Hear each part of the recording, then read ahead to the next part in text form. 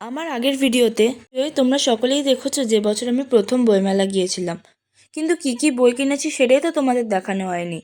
Oxford থেকে নিয়েছি দুর্জয় দত্তের the boy who loved, Morgan হাসেলের the psychology of money, Chetan ভগতের ওয়ান অরেঞ্জ মার্ডার। এছাড়াও নিয়েছি লেখক অনিশ দেবের গোয়েন্দা অনিশ চৌধুরীর সমগ্র, অভিক দত্তের বিশ্বাসঘাতকের সন্ধানে, সঞ্জীব চট্টোপাধ্যায়ের আমিও আমি, কমল চক্রবর্তীর আমার পাপ। আর এই বইটা তোমরা অনেকেই নিশ্চয়ই পড়েছ, কিন্তু আমার সংগ্রহে যেহেতু ছিল না তাই এবার বইমেলা থেকে কিনেই ফেললাম।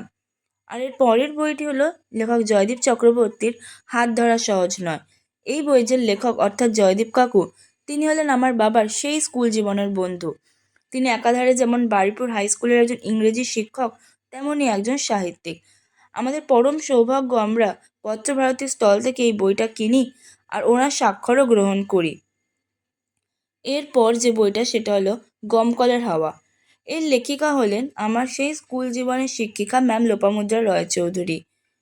ওনার এই বইটি এবছর প্রথম প্রকাশিত হয়, আর তাই আমরা লোভ সামলাতে না পেরে ধানসিঁড়ির স্টল থেকে গিয়ে এটা কিনে ফেলি। এরপর ঘুরতে ঘুরতে হঠাৎই দেখা হয়ে যায় বাংলার সঙ্গীত শিল্পী রাঘব চট্টোপাধ্যায়ের সাথে। চারপাশে তাকিয়ে দেখি সবাই ছুটছে ওনার সাথে সেলফি তোলার জন্য, তাই আমি আর আমার বন্ধু গিয়ে ওনার সাথে কয়েকটি ছবি তুলে ফেললাম। তো এই ছিল এবছরের আমার বইমেলার অভিজ্ঞতা। তোমরাও কে কী কিনলে এবার বইমেলা থেকে অবশ্যই কিন্তু জানিও।